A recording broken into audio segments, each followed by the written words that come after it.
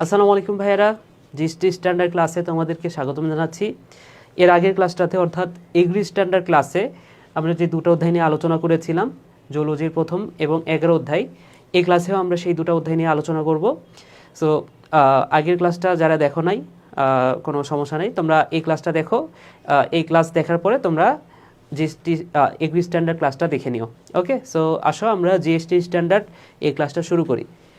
তো প্রথম যে অধ্যায়টা আমরা পড়ব সেটা হচ্ছে প্রাণীর বিভিন্নতা ও শ্রেণীবিন্যাস। প্রথম প্রশ্নটা দেখো ভাইয়া, শিখাকোষ কোন তন্ত্রে পাওয়া যায়? তো শিখাকোষ কোন তন্ত্রে পাওয়া যায় সেটা জানার আগে আমাদের জানতে হবে শিখাকোষ কোন প্রাণীতে পাওয়া যায় বা কোন পর্বে পাওয়া যায়। তো পর্বটার নাম হচ্ছে প্লাটিহেলমিনথেস। নামটা দেখো ভাইয়া, নামটা হচ্ছে প্লাটিহেলমিনথেস। সো এই প্লাটিহেলমিনথেস পর্বের যে বৈশিষ্ট্যগুলা, সেই বৈশিষ্ট্যগুলো আমাদের অবশ্যই জানতে হবে এবং এটা কিন্তু অনেক গুরুত্বপূর্ণ। তো প্লাটিহেলমিনথেসের বৈশিষ্ট্যগুলো আমরা এভাবে মনে রাখতে পারি। দেখো, এই প্লাটিহেলমিনথেস নামটা থেকেই আমরা সবগুলো বৈশিষ্ট্য মনে রাখতে পারি। তো পতে মনে রাখো, পতে প্যারেনকাইমা, পতে প্যারেনকাইমা এবং পতে পরজীবী। প্যারেনকাইমা এবং পরজীবী। আচ্ছা, টতে মনে রাখো, টতে ট্রিপোব্লাস্টিক। টতে হচ্ছে ট্রিপোব্লাস্টিক। আচ্ছা, হতে মনে রাখো, হতে হুক বা চোষক। এরপর আসো লতে লার্ভা দশা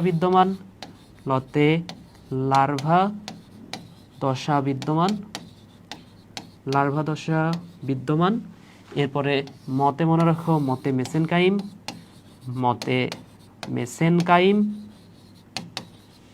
এরপরে নতে মনে রাখো, নতে এদের দেহটা হচ্ছে নরম। ঠিক আছে, থতে কিছু না। শতে মনে রাখো, শতে দুইটা কথা মনে রাখবা। প্রথম শতে মনে রাখো শিখাকোষ বিদ্যমান। তাহলে এদের কি আছে? শিখাকোষ বা ফ্লেম সেল আছে। ঠিক আছে, এবং পরের শতে মনে রাখো, শতে সংবহন ও শ্বসনতন্ত্র নাই। সংবহন আরেকটা কি তন্ত্র নাই? শ্বসনতন্ত্র। এই দুটো তন্ত্র এদের অনুপস্থিত। ঠিক আছে, সো শিখাকোষ কোথায় পাওয়া যায়? তাহলে আমরা জানতে পারলাম প্লাটিহেলমিনথেস পর্বে। তাহলে প্লাটিহেলমিনথেসের পর্বের যত বৈশিষ্ট্য আছে সবগুলো কিন্তু আমরা এই ট্রিক্সের মাধ্যমে মনে রাখতে পারি। এবং এইখানে শিখাকোষ এটা হচ্ছে এক ধরনের রেচনতন্ত্র। বুঝতে পেরেছ? সো শিখাকোষ কিসের উদাহরণ ভাইয়া? এটা রেচনতন্ত্রের উদাহরণ।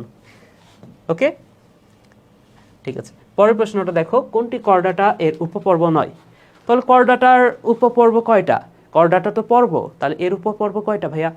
3টা। Urochordata, Cephalochordata, Vertebrata. তাহলে এগুলো বাদে যদি কোনো নাম থাকে সেটা এটার উপপর্ব না।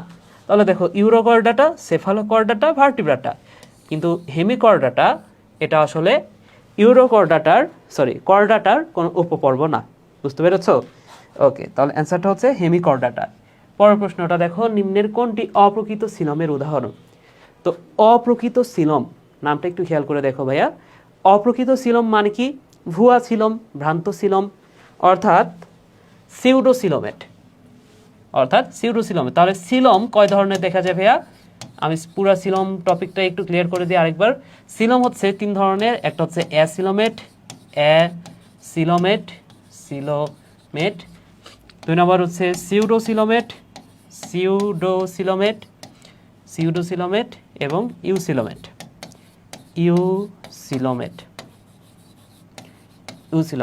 সো এখানে নামের শুরুতে আছে এ। বায়োলজিতে কোনো নামের শুরুতে যদি এ থাকে, এ কথাটার অর্থ হচ্ছে না। তাহলে অ্যাসিলোমেট মানে কি? সিলম নাই। সুডো কথাটার অর্থ হচ্ছে ভুয়া বা ভ্রান্ত। তাহলে ভুয়া সিলম বা অপ্রকৃত সিলম, এই সিউডোসিলোমেট মানেই হচ্ছে অপ্রকৃত সিলম, অর্থাৎ দেখতে সিলমের মতো কিন্তু আসলে সিলম না। বুঝতে পেরেছো? দেখতে সিলমের মতো কিন্তু সিলম না। তো তোমার প্রশ্ন হতে পারে, ভাইয়া সিলম আসলে কি? সিলম হচ্ছে একটা গহ্বর, একটা ফাঁকা জায়গা, দেহের ভেতরে একটা ফাঁকা জায়গা যেটা পেরিটোনিয়াম পর্দা দ্বারা আবৃত। তাহলে সিলম হওয়ার জন্য সেটা একটা ফাঁকা জায়গা হতে হবে এবং এই ফাঁকা জায়গার চারপাশে একটা আবরণ থাকতে হবে যার নাম হচ্ছে পেরিটোনিয়াম। তো অপ্রকৃত সিলম বা সিউডোসিলম দেখতে মনে হয় যে এটা সিলম, কিন্তু আসলে সিলম না। আর ইউ কথাটার অর্থ হচ্ছে প্রকৃত, তার মানে কি যদি বলা হয় প্রকৃত সিলম কোনটা, তাহলে প্রকৃত সিলম হচ্ছে ইউসিলমেট। তাহলে এগুলো কোথায় দেখা যায় মনে রাখো, পর্ব 1, পর্ব 2, পর্ব 3, এই 3টা পর্বে দেখা যায় অ্যাসিলোমেট। এরপরে সিউডোসিলোমেট পর্ব 4-এ দেখা যায় সিউডোসিলোমেট, এবং পর্ব 5 থেকে শুরু করে 9 পর্যন্ত যে পর্ব সেটা হচ্ছে ইউসিলোমেট। তাহলে দেখো তো এখানে কি কি দেওয়া আছে, তাহলে অপ্রকৃত সিলম বলতে সিউডোসিলোমেট, তার মানে কি 4 নাম্বার পর্ব। তাহলে 4 নাম্বার পর্ব কোনটা ভাইয়া?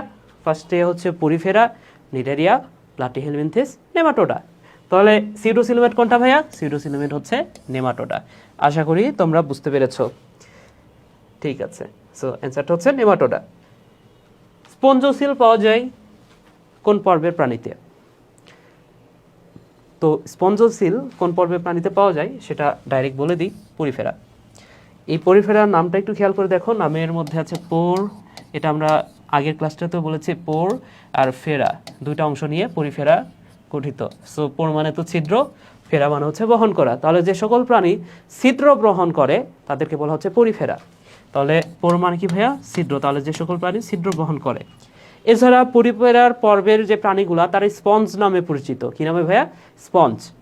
তো একটা ওয়ার্ড মনে রাখো, যেহেতু এর স্পঞ্জ নামে পরিচিত, সেখান থেকে মনে রাখো অনেক স্পঞ্জ, অনেক স্পঞ্জ।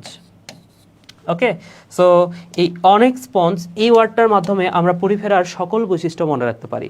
কিভাবে দেখো ভাইয়া, এইখানে নামের শুরুতে আছে অ, অ থেকে আমরা দুইটা কথা মনে রাখবো, একটা হচ্ছে অস্টিয়া, অস্টিয়া, অস্কুলাম, অস্কুলাম। ওকে, নতে নিশ্চল, নতে নিশ্চল। ওকে, কতে কোয়ানোসাইট, কতে কোয়ানোসাইট, কোয়ানোসাইট। আচ্ছা, এরপরে স্পঞ্জতে 3টা কথা মনে রাখো, একটা হচ্ছে স্পঞ্জিন, এটা হচ্ছে স্পঞ্জিন, স্পঞ্জিন, একটা হচ্ছে স্পিকিউল, একটা হচ্ছে স্পিকিউল, আর একটা হচ্ছে এই যে স্পঞ্জোসিল। ঠিক আছে, সো নামের মধ্যে যেখানে আছে স্পঞ্জ, পরিফেরারই আরেকটা নাম হচ্ছে স্পঞ্জ, তাহলে অ্যান্সার তো সেটাই হবে, তাই না? কেউ একটু বুদ্ধি খাটাইলে কিন্তু এই প্রশ্নটার অ্যান্সার সহজে পেরে যাবে। সো অ্যান্সারটা হচ্ছে পরিফেরা। ঠিক আছে, পরের প্রশ্নটা দেখো ভাইয়া, ফিতাকৃমির বৈজ্ঞানিক নাম কি? ওকে, ফিতাকৃমি আরেকটা হচ্ছে গোলকৃমি, এই দুটার মধ্যে আমি একটু পার্থক্য করে দিই। দেখো, এটা যদিও বইয়ে এইভাবে পার্থক্যটা করে দেওয়া নাই, আমি একটু পার্থক্যটা করে দিই। সেটা হচ্ছে পর্ব 3, একটা হচ্ছে পর্ব 3 আর একটা হচ্ছে পর্ব 4, পর্ব 3 এবং পর্ব 4। তো প্রথম পর্বটা কি ভাইয়া? 3 নম্বর পর্বটা হচ্ছে, 3 নম্বর পর্বটা হচ্ছে একটু আগে আমরা পড়লাম প্লাটিহেলমিনথেস, প্লাটিহেলমিনথেস। এবং চতুর্থ পর্বটা কি ছিল? চতুর্থ পর্ব হচ্ছে নেমাটোডা, চতুর্থ পর্ব হচ্ছে নেমাটোডা। সো এইখানে নেমাট, নেমাট কথাটার অর্থই হচ্ছে সুতা। নামের মধ্যে আছে নেমাট, আর নেমাট কথাটার অর্থই হচ্ছে ভাইয়া, নেমাট কথাটার অর্থ হচ্ছে সুতা। তাহলে এইখানে যে কৃমিগুলা, এটা দুইটাই হচ্ছে কৃমি, বুঝতে পারছো? এই যে এখানে আমরা যেটা পড়তেছি সেই দুটাই হচ্ছে পর্ব 3 এবং পর্ব 4, উভয় হচ্ছে কৃমি। তাহলে যেটা পর্ব 4 তার নামের মধ্যে আছে নেমাট, নেমাট কথাটার অর্থ হচ্ছে সুতা, যেমন নেমাটোসিস্ট, সুতার থলে। তাহলে নেমাট মানে হচ্ছে সুতা। তাহলে আমি যদি বলি এটা কি কৃমি, এটাকে বলা হয় সুতা কৃমি। ওকে, আচ্ছা, এবং নামের মধ্যে আছে প্ল্যাট, প্ল্যাট থেকে মনে রাখো ফ্ল্যাট, ফ্ল্যাট মানে কি ভাইয়া? ফ্ল্যাট মানে হচ্ছে চ্যাপ্টা, ফ্ল্যাট মানে কি? চ্যাপ্টা। তাহলে এই কৃমিটার আরেকটা নাম কি ভাইয়া? এই কৃমিটার আরেকটা নাম হচ্ছে চ্যাপ্টা কৃমি, এটার আরেকটা নাম হচ্ছে চ্যাপ্টা কৃমি।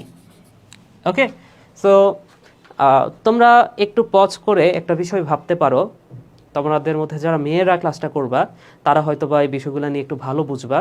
দেখো, তোমাদেরকে যদি আমি প্রশ্ন করি, দেখো বলো তো ভাইয়া যে সুতা আর ফিতা এই দুটার মধ্যে গোল কোনটা? একটু পজ করে 5 সেকেন্ড ভাবতে পারো। তো যারা জানো, তোমরা জানো যে সুতা হচ্ছে গোল আর ফিতা একটু চ্যাপ্টা টাইপের হয়। তাহলে দেখো, যেটা চ্যাপ্টা কৃমি সেটার আরও একটা নাম আছে, এটাকে বলা হয় ফিতা কৃমি। চ্যাপ্টা কৃমির আরেকটা নাম হচ্ছে ফিতা কৃমি।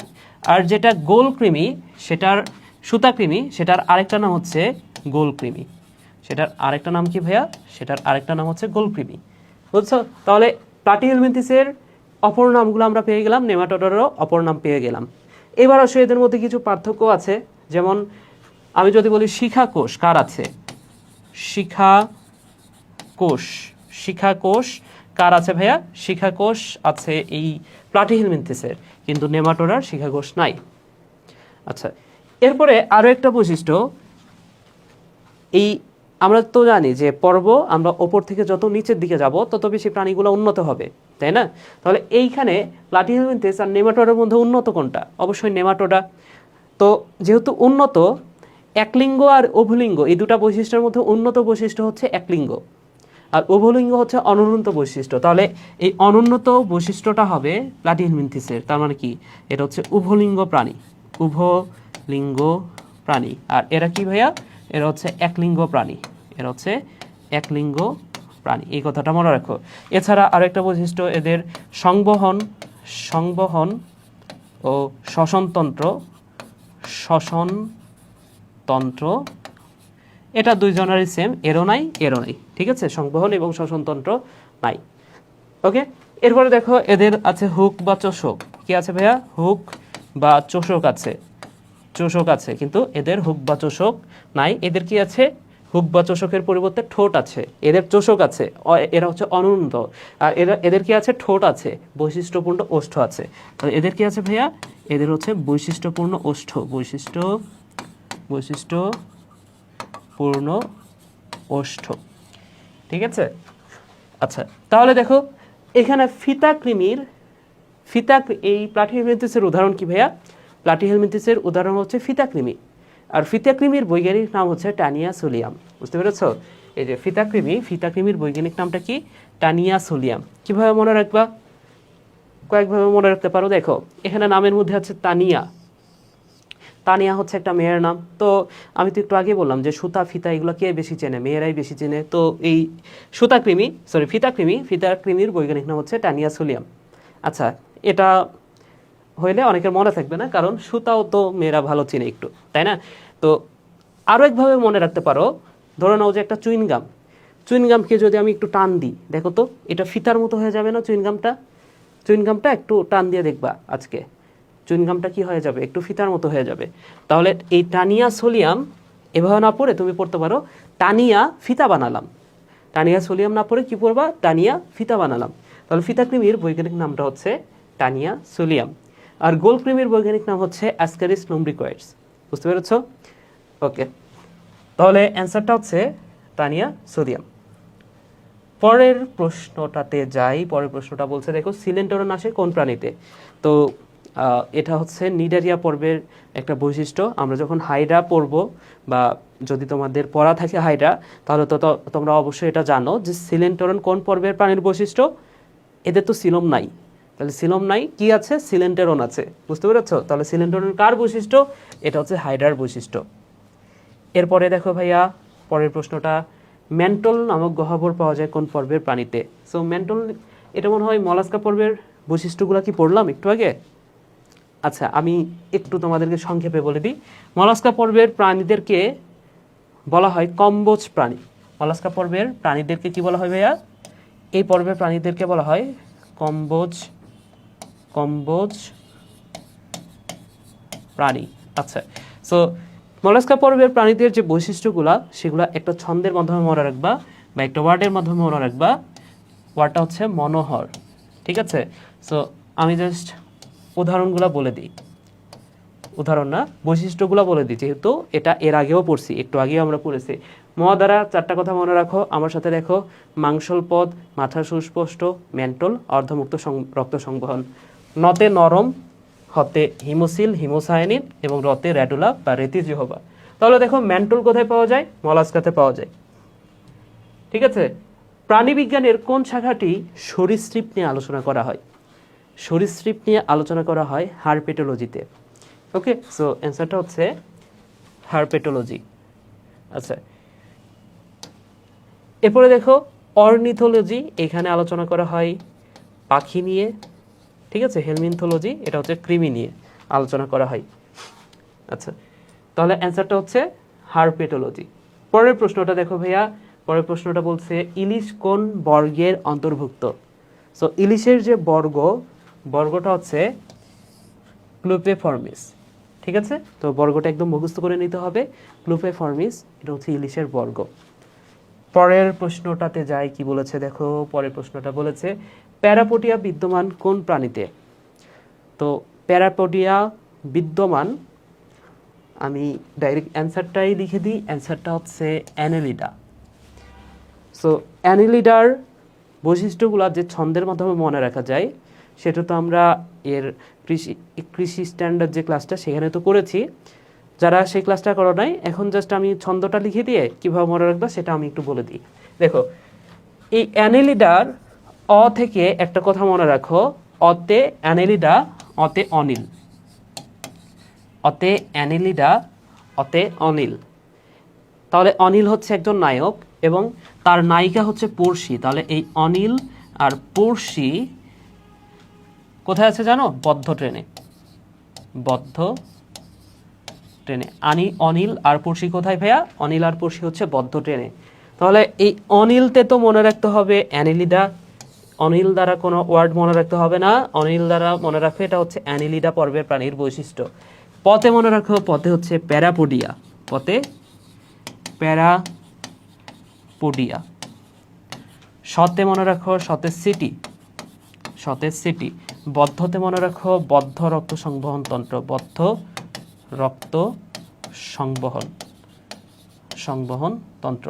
ট্রেতে হচ্ছে ট্রোকোফোর লার্ভা, ট্রোকোফোর লার্ভা। তাহলে লার্ভাটার নাম কি? ট্রোকোফোর লার্ভা। এবং নেতে নেফ্রিডিয়া, নেতে নেফ্রিডিয়া।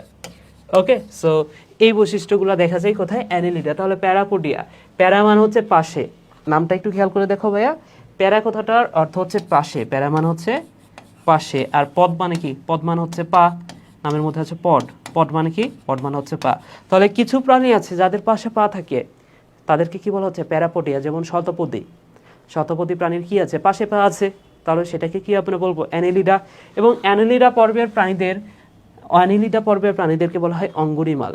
ঠিক আছে, কি বলা হয় ভাইয়া? অঙ্গুরিমাল। এরপরে দেখো পরের প্রশ্নটা কি বলছে, নিচের কোন পর্বের প্রাণীদের মধ্যে নালিকা পদ দেখতে পাওয়া যায়? তো নালিকা পদ কোথায় দেখতে পাওয়া যায়? সেই পর্বটা হচ্ছে একাইনোডার্মাটা, একাইনোডার্মাটা পর্বের প্রাণীদের নালিকা পদ আছে।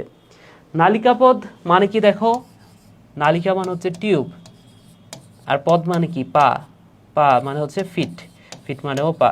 সো টিউব ফিট, নালিকা পদ বা টিউব ফিট। তো এটা কোন পর্বে দেখা যায় ভাইয়া? একাইনোডার্মাটার মধ্যে। তো একাইনোডার্মাটার কয়েকটা বৈশিষ্ট্য যদি আমি বলি, দেখো, একাই কথাটার অর্থ হচ্ছে কাটা, কাটা, আর ডার্ম মানে হচ্ছে ত্বক। তাহলে একাইনোডার্মাটার ত্বকটা কেমন ভাইয়া? একাইনোডার্মাটার ত্বক হচ্ছে এটা কাঁটাযুক্ত। তাহলে কয়েকটা বৈশিষ্ট্য বলবো গুরুত্বপূর্ণ যেগুলা, সেটা হচ্ছে এদের ত্বক কাঁটাযুক্ত, ত্বক কাঁটাযুক্ত। ঠিক আছে, 2 নাম্বার যে বিষয়টা, সেটা হচ্ছে এই প্রাণীগুলা, যেমন তারা মাছ, তারা মাছের কথা চিন্তা করো, বা একাইনোডার্মাটা পর্বের যে প্রাণীগুলো আছে, প্রাণীগুলার কথা চিন্তা করো। এই প্রাণীগুলা কিন্তু সমুদ্রে থাকে। তারা মাছ কোথায় থাকে? পুকুরে দেখছো কোনোদিন? দেখো নাই। তাহলে এগুলো কোথায় থাকে? সমুদ্রে থাকে। তাহলে এটাই একমাত্র পর্ব যে পর্বের সকল প্রাণী হচ্ছে সামুদ্রিক। তাহলে এরা সকলেই সামুদ্রিক, এই পর্বের প্রাণীরা সকলেই সামুদ্রিক, সামুদ্রিক। এই কথাটা মনে রাখো ভাইয়া। এরপরে 3 নম্বর যে কথাটা মনে রাখবা, এইখানে একাইনোডার্মাটার, এটা আমি যদি একটা হাতের সাথে তুলনা করি, তাহলে হাতের বাহু, এই যে এই একাইনোডার্মাটা পর্বের যে প্রাণী অর্থাৎ তারা মাছ, তারা মাছের বাহু কয়টা হচ্ছে? দেখো আমার অ্যাঙ্গুল 5টা, তারা মাছের বাহু কয়টা? বাহু হচ্ছে 5টা। এই যে দেখো কয়টা বাহু? 5টা।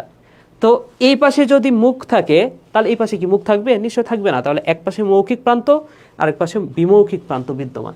তাহলে 3 নম্বর যে বৈশিষ্ট্য, এদের কি আছে? মৌখিক ও বিমৌখিক প্রান্ত আছে, বিমৌখিক প্রান্ত। এবং মৌখিক প্রান্তে একটা স্পেশাল বৈশিষ্ট্য আছে মৌখিক প্রান্তে, এই মুখ থেকে এই বাহু পর্যন্ত একটা খাদ আছে যেটাকে বলা হচ্ছে আম্রুলাকাল খাদ। তাহলে মৌখিক প্রান্তে কি আছে ভাইয়া? আম্রুলাকাল খাদ। তাহলে মৌখিক প্রান্তে পাঁচটি আম্রুলাকাল খাদ,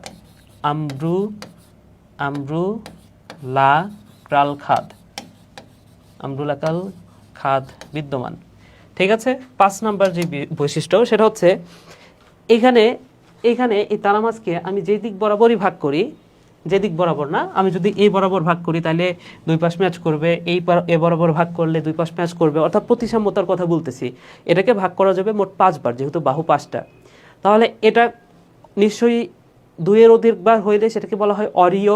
তাহলে এটা যেহেতু 5 বার অরীয় হয়, তার মানে কি পঞ্চ অরীয় প্রতিসাম্য। ঠিক আছে, সো এটাকে বলা হচ্ছে পঞ্চ অরীয় প্রতিসাম্যতা দেখা যায়। পঞ্চ অরীয় প্রতিসাম্য প্রাণী হচ্ছে এইটা। এরপরে আসো 6 নাম্বার যে বৈশিষ্ট্য, দেখো এরা যেহেতু সকলে সামুদ্রিক, সারাদিন পানির মধ্যে থাকে, তাহলে কি এদের একটা সংবহন তন্ত্র দরকার, সেটা হচ্ছে পানি সংবহন তন্ত্র। তাহলে সারাদিন পানির মধ্যে থাকে, তার মানে কি এদের কি আছে ভাইয়া? পানি সংবহন তন্ত্র আছে, পানি সংবহন তন্ত্র আছে। আচ্ছা, তো পানি সংবহন তন্ত্র যেহেতু আছে, এদের রক্ত আবার নাই, তার মানে কি রক্ত সংবহন তন্ত্র নাই, রক্ত নাই না, রক্ত সংবহন তন্ত্র নাই। বুঝতে পেরেছো? ওকে, তাহলে 7 নম্বর হচ্ছে রক্ত সংবহন তন্ত্র অনুপস্থিত, রক্ত সংবহন তন্ত্র অনুপস্থিত। আচ্ছা, যেহেতু রক্ত সংবহন তন্ত্র নাই, এখানে আছে হিমাল ও পেরিহিমাল তন্ত্র আছে। কি তন্ত্র ভাইয়া? হিমাল ও পেরিহিমাল তন্ত্র, পেরিহিমাল তন্ত্র। ঠিক আছে, সো দেখো অনেকগুলো বৈশিষ্ট্য কিন্তু হয়ে গেছে অলরেডি। তাহলে এই হচ্ছে একাইনোডার্মাটা পর্বের প্রাণীদের বৈশিষ্ট্য। তো এর একটা উদাহরণ বলে দিই, উদাহরণটাও মনে রাখো ভাইয়া। উদাহরণ হচ্ছে পালক তারা।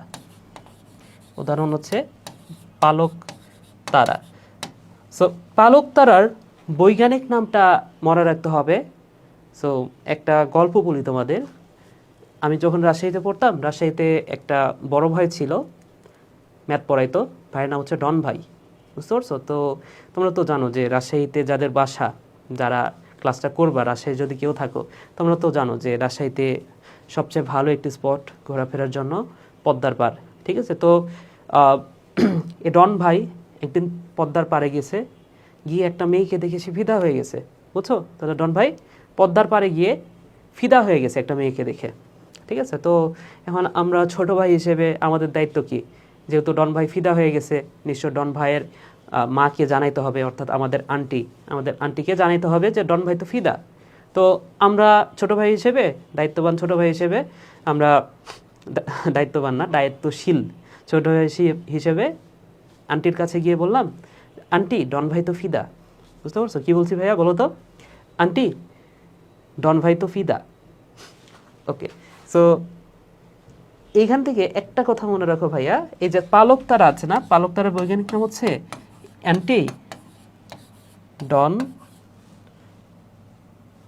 আন্টি ডন বাই ফিদা। বুঝতে পেরেছো? ওকে, সো পালক তারার বৈজ্ঞানিক নাম কি? পালক তারার বৈজ্ঞানিক নাম হচ্ছে আন্টি ডন বাই ফিদা।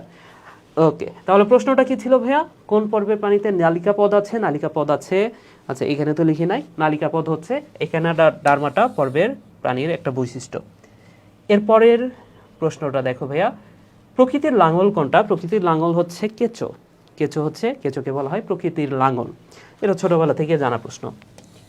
আচ্ছা, ঠিক আছে, এরপরে দেখো জিনতত্ত্ব ও বিবর্তন। জিনতত্ত্ব ও বিবর্তন থেকে প্রথম প্রশ্নটা কি বলেছে? AB+ ব্লাড গ্রুপের ব্যক্তিরা কোন কোন গ্রুপকে রক্ত দান করতে পারবে? সো কে কাকে রক্ত দিতে পারবে, কে কার কাছ থেকে নিতে পারবে, এটার একটা ছোট্ট একটা ট্রিক্স শিখাই দিই তোমাদের। আশা করি এটা আর কখনোই ভুল হবে না। দেখো লোহিত রক্তকণিকা, এটা তো তোমরা চেনো। এই যে এটা হচ্ছে লোহিত রক্তকণিকা, দেখতে কেমন? দ্বি অবতল। তো এই লোহিত রক্তকণিকার প্রাচীরে বিভিন্ন ধরনের অ্যান্টিজেন থাকে। যেমন এখানে যদি একটা অ্যান্টিজেন থাকে যার নাম হচ্ছে এ, তাহলে ব্লাড গ্রুপটার নাম কি হবে? ব্লাড গ্রুপটা হবে এ। যদি এ অ্যান্টিজেন না থেকে থাকতো বি, তাহলে ব্লাড গ্রুপটাকে আমরা বলতাম বি। যদি এমন হয় যে এখানে এ অ্যান্টিজেনটাও আছে বিটাও আছে, তাহলে ব্লাড গ্রুপটা কি হবে? নিশ্চয়ই এবি হবে। কিন্তু ও ব্লাড গ্রুপের ক্ষেত্রে ও মানে হচ্ছে ওহনি, আর ওহনি মানে হচ্ছে উইদাউট, অর্থাৎ উইদাউট এ অ্যান্ড বি। যদি এখানে এ আর বি এই দুটো অ্যান্টিজেন না থাকে, তখন সেটাকে আমরা বলবো ও। বুঝতে পেরেছ?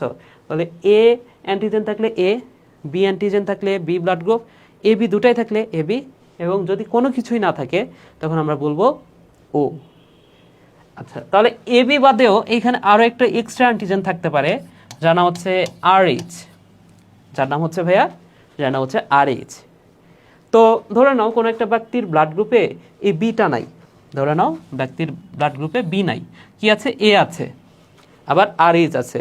তো যেহেতু এ আছে, ব্লাড গ্রুপটা হচ্ছে এ, আর RH থাকার অর্থ হচ্ছে এর ব্লাড গ্রুপ হচ্ছে এ প্লাস, এ পজিটিভ।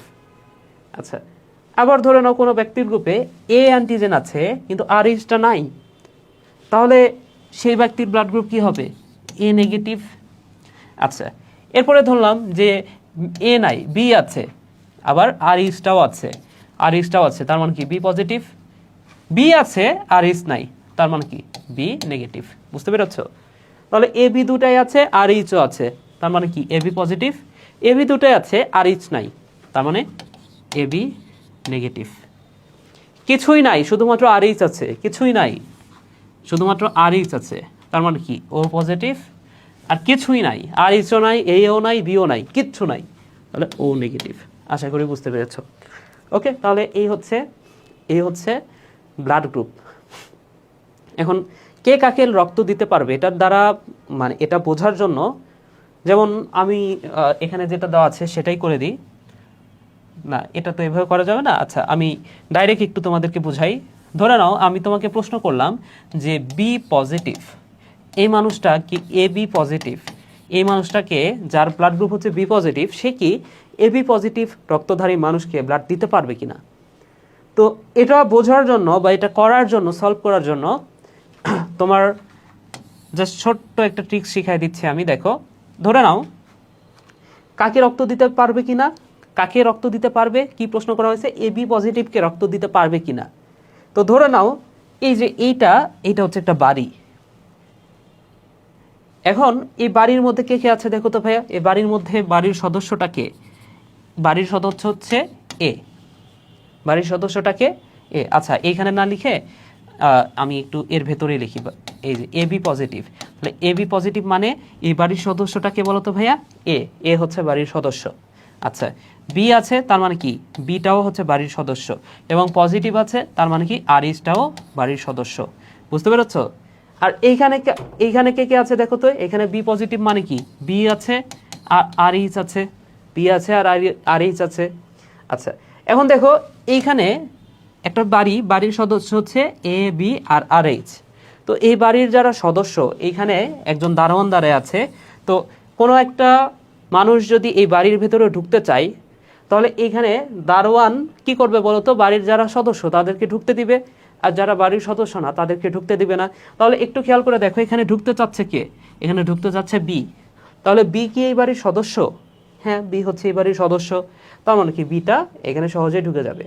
আচ্ছা, এবার ঢুকতে চাই কে? RH কি এই বাড়ির সদস্য? হ্যাঁ, RH বাড়ির সদস্য, তার মানে কি RHটাও ঢুকে যাবে।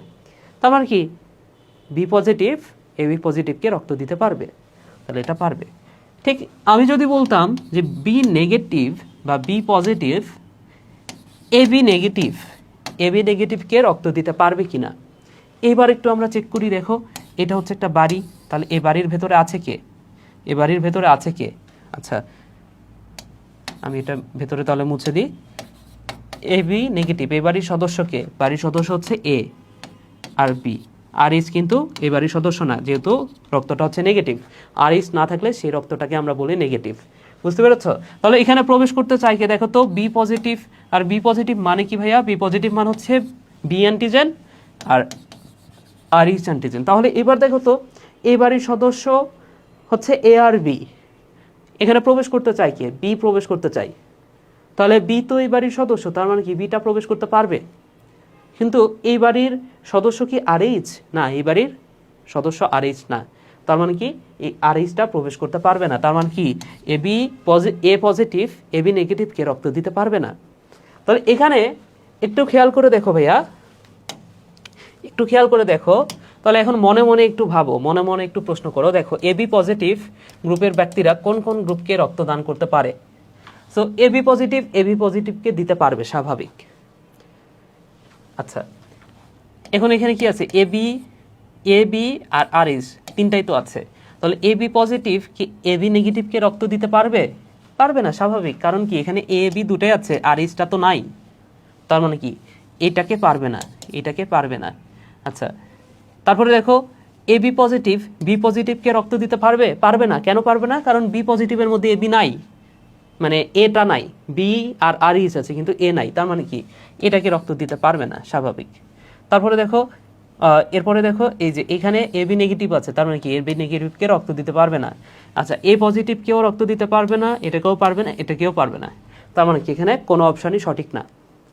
ঠিক আছে, যদিও এখানে অ্যান্সারটা দেওয়া আছে, দেখো অ্যান্সারটা দেওয়া আছে এ। আচ্ছা, একটু ভাইয়া কাজ করতেছে না কেন? একটু, এক সেকেন্ড। ওকে, তাহলে দেখো এখানে যদিও এখানে অ্যান্সার আছে এ, কিন্তু এ বি নেগেটিভকে আসলে দিতে পারবে না। ঠিক আছে, সো এখানে কোনো অপশানই সঠিক না।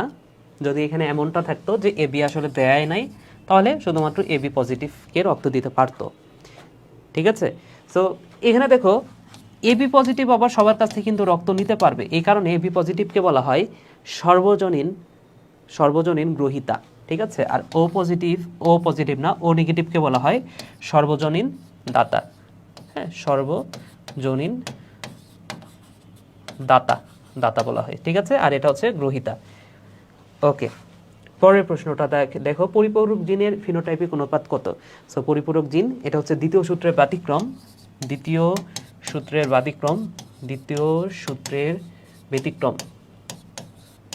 সো দ্বিতীয় সূত্রের ব্যতিক্রম কোনগুলা দেখায়? এক নম্বর হচ্ছে পরিপূরক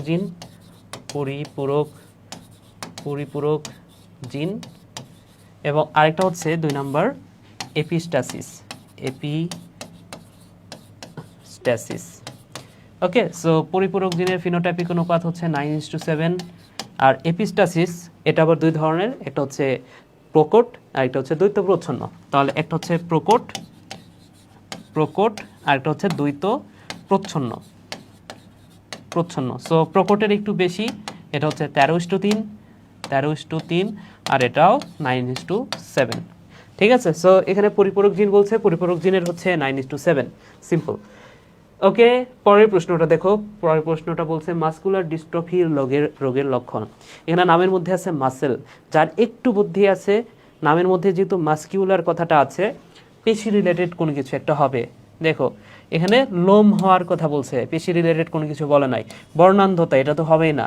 অ্যান্টিবডি, এখানেও পেশির কোনো কিছু বোঝায় নাই। পেশি কোনটা? কোন অপশনটা পেশি? গ নাম্বার। তাহলে পেশির দুর্বলতা ও সমন্বয়ের অভাব হচ্ছে মাসকিউলার ডিস্ট্রফি। পরের প্রশ্নটা দেখো, বংশগতি পরীক্ষার জন্য মেন্ডেল কোন গাছ নির্বাচন করেছিলেন? এটা হচ্ছে মটরশুঁটি গাছ। কেন মটরশুঁটি গাছ? কারণ মটরশুঁটি গাছ বহুবর্ষজীবী একটা গাছ। ঠিক আছে, এই কারণে। আচ্ছা, এরপরে দেখো জীবের প্রতিটি বৈশিষ্ট্য নিয়ন্ত্রণকারী জিন জোড়াকে পরস্পরের কি বলা হয়? সো জিন জোড়াকে পরস্পরের বলা হয় অ্যালিল। ঠিক আছে, সো এখানে এই অ্যালিলটা কি? জীবের প্রতিটি বৈশিষ্ট্য নিয়ন্ত্রণকারী জিন জোড়া পরস্পরের আলিল। আর এই আলিল দুইটা কোথায় থেকে বলো তো? পাশাপাশি অবস্থান করে। তাহলে পাশাপাশি অবস্থান করাকে বলা হচ্ছে অ্যালিলোমর্ফ। বুঝতে পেরেছো? ওকে, আর হোমোজাইগাস কি? হোমো মানে হচ্ছে সম, একই রকমের যে জিন, সেটা হচ্ছে একই রকমের যে জিন জোড়া, সেটাকে বলা হচ্ছে হোমোজাইগাস। জেনোটাইপ মানে হচ্ছে জিনের অবস্থা। জেনোটাইপ মানে কি? জিনের অবস্থা, এবং ফিনোটাইপ মানে হচ্ছে জীবের অবস্থা।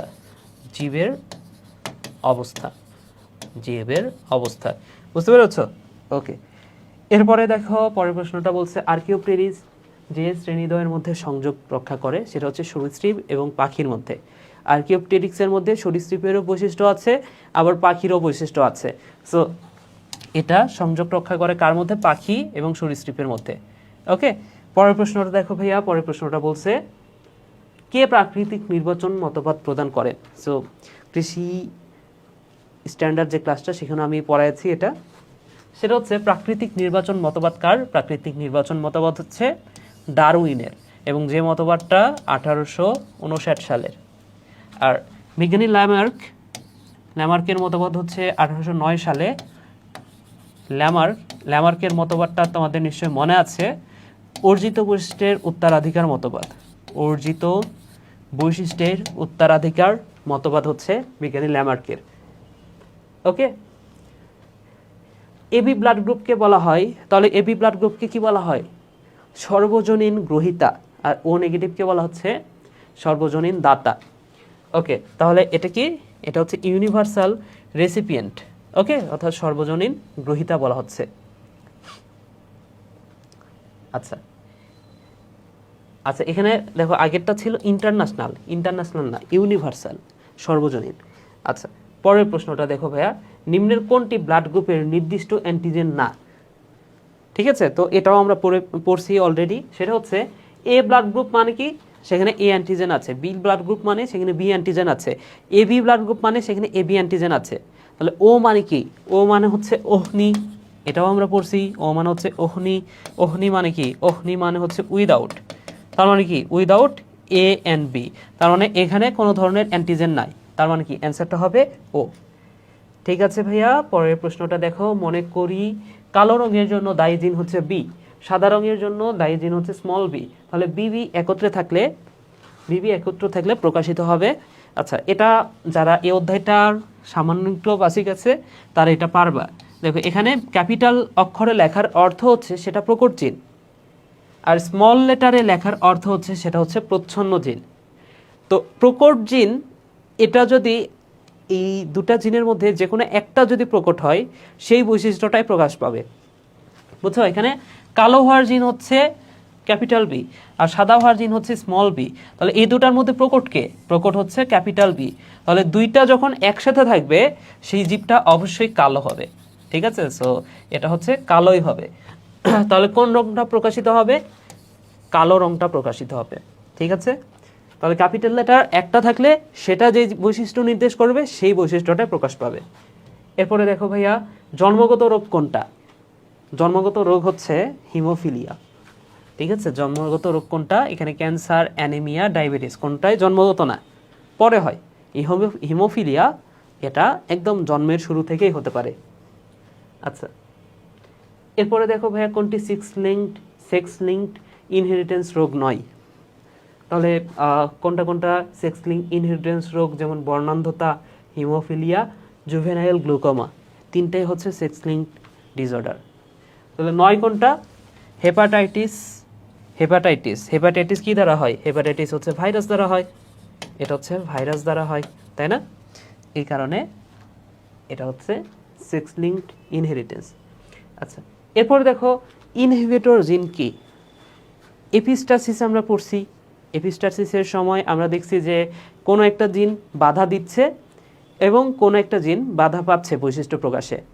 সো যে জিনটা বাধা দিচ্ছে সেটা কি? ইনহিবিটর বা এপিস্ট্যাটিক জিন। আর যেটা বাধা পাচ্ছে সেটা হচ্ছে হাইপোস্ট্যাটিক জিন। ঠিক আছে, এখানে কি বলছে দেখো, ইনহিবিটর মানে কি? যে বাধা দিচ্ছে। তাহলে বাধা দানকারী জিনকে বলা হচ্ছে এই ইনহিবিটর। বুঝতে পারছো? তাহলে যারা বাধা দেয় তারা হচ্ছে ইনহিবিট করে, মানে কি? বাধা দিচ্ছে।